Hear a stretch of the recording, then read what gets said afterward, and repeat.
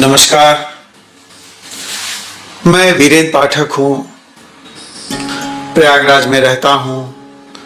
Lockdown में आपको कहानियाँ सुना रहा हूँ उस गौरवशाली इतिहास की जो प्रयागराज से जुड़ी है, इलाहाबाद से जुड़ी है, इलाहाबाद से जुड़ी है।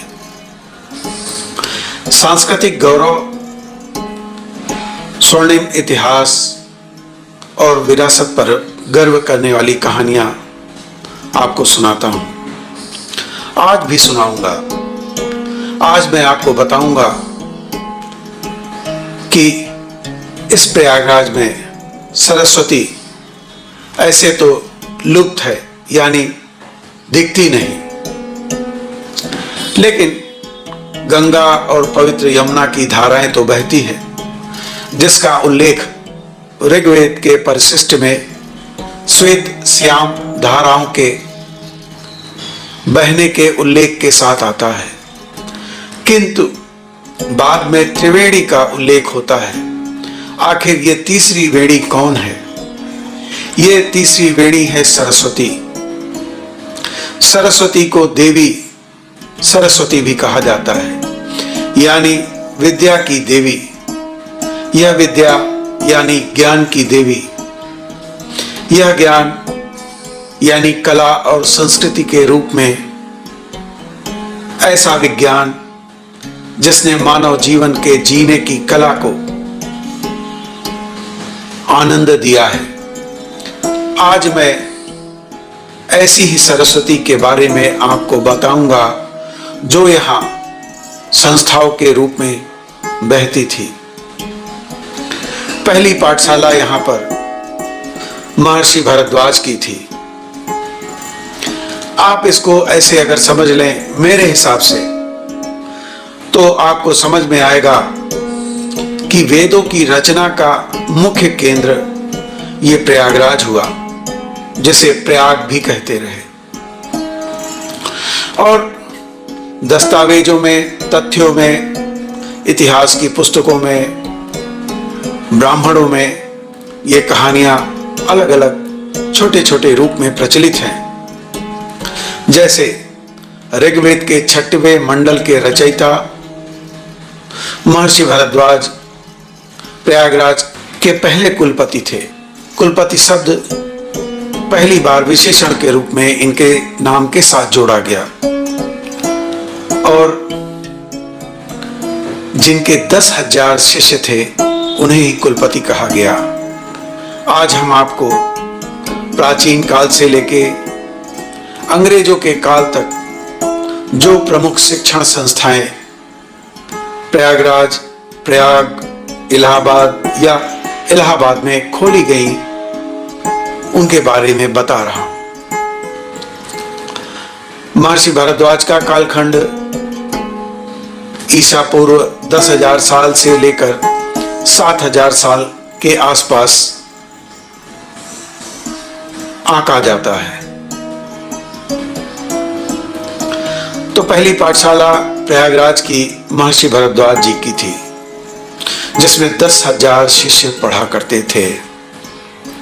ऐसी बहुत सी पाठशालाएं गुरुकुल के रूप में यहां स्थापित थी। वैदिक काल के बाद जब हम आगे आते हैं तो यहां पर बौद्धों के भी मठ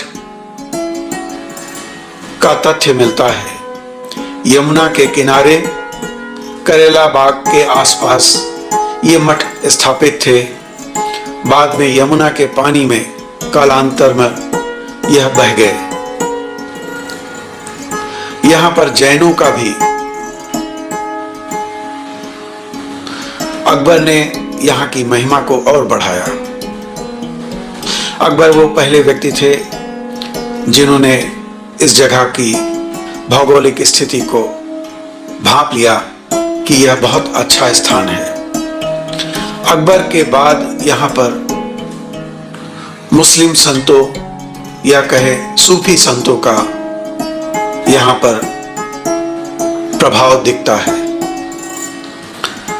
एक समय तो इसे इलाहाबाद से ज्यादा फकीराबाद कहा जाता था। क्योंकि आदिकाल से धर्म और आध्यात्म की इस नगरी में मुगल काल में फकीरों ने, जो सूफी संत थे, उन्होंने अपना डेरा जमा लिया था और ऐसा माना जाता है कि यह फकीराबाद हो गया था। अकबर ने भी दीन इलाही धर्म पंथ चलाने का प्रयास किया था। उसकी वजह यही थी कि इस प्रयागराज की धरती में देवी सरस्वती, जो विद्या की पर्याय है, वह आदिकाल से बहती रही। मुस्लिम काल में यहाँ 12 दायरे हुआ करते थे। मैं आपको बताता हूँ वह दायरे कहाँ थे, यह मैं नोट करके लाया हूँ। आपको बताता हूँ उनके नाम और स्थान का पता। ये दायरे चिश्तिया संप्रदाय के थे, जो सूफी संत थे, और ये सूफी हमारे भक्ति मार्ग से प्रेरित थे। जैसे हमारे यहाँ भक्ति मार्ग है, उसी तरीके सूफियों के यहाँ, चिश्तियों के यहाँ ये सूफी संत हुआ करते थे और इनके 12 दायरे इलाहाबाद में स्थापित थे। पहला दायरा है दायरा शाह मोहम्मद अजमल। ये कुल्हन टोला में स्थापित था। दायरा शाह गुलाम अली उपनाम मोहम्मदी शाह, यह भी कोलहन टोला में स्थापित था। दायरा शाह मुहिब उल्लाह, यह बहादुरगंज में स्थापित था। दायरा शाह रफी उल जमा, यह अहियापुर में स्थापित था।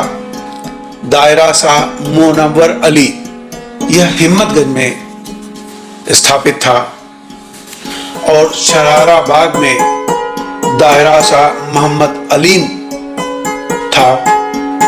शाहगंज में ही दायरा शाह मिनाजुद्दीन था और दायरा शाह मौलवी अहमद, यह भी शाहगंज में स्थापित था। जैसा मैंने आपको बताया कि यहाँ पर 12 दायरों का जिक्र आता है, जिसमें 8 दायरों का मैंने आपको स्थान बताया।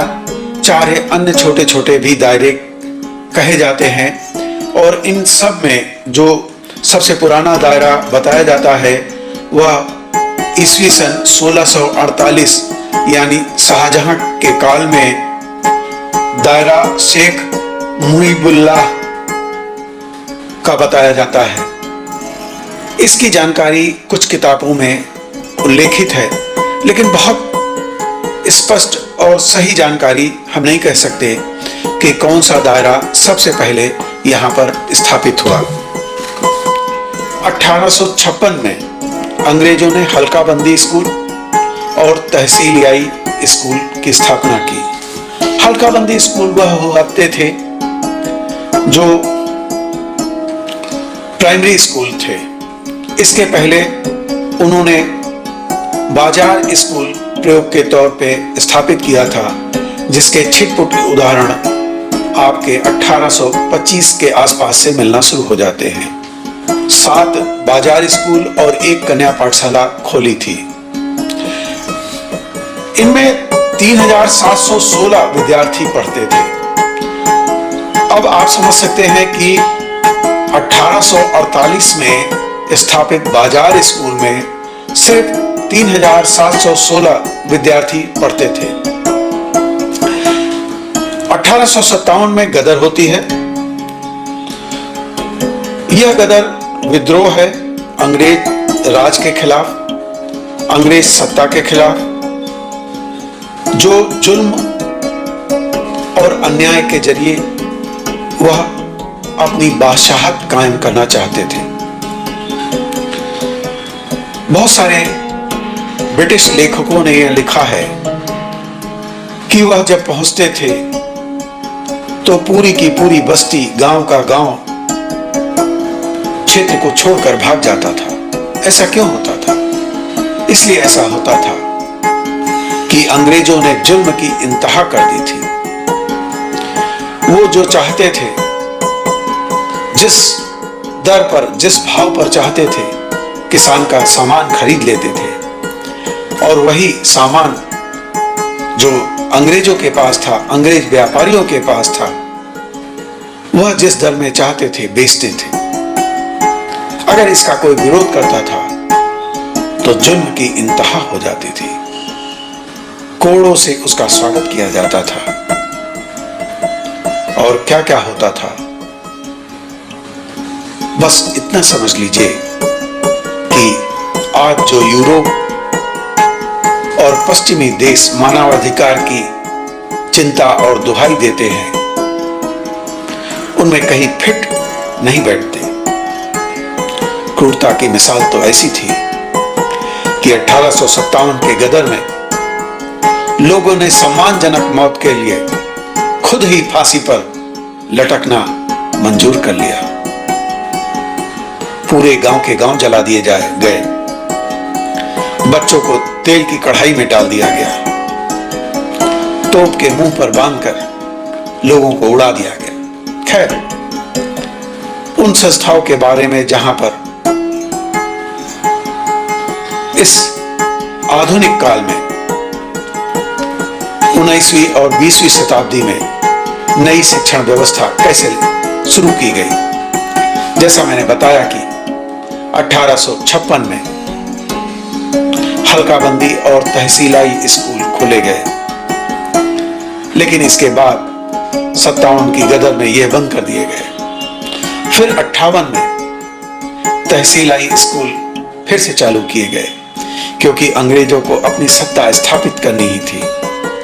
उनको भारतीयों से काम लेना ही था, उनके दिमाग में डालना ही था यह फरेब कि वह उनके हित के लिए इस भारत में है, और इसके लिए विद्यालय और गुलाम बनाने के स्कूल चलाने ही थे। गुलाम बनाने के स्कूलों में फिर से पढ़ाई शुरू हो गई, और एक साल बाद यानी 1857 के एक साल बाद हल्काबंदी स्कूल भी प्रारंभ कर दिए गए। इस तरीके से गुलाम बनाने की शिक्षा पद्धति चल निकली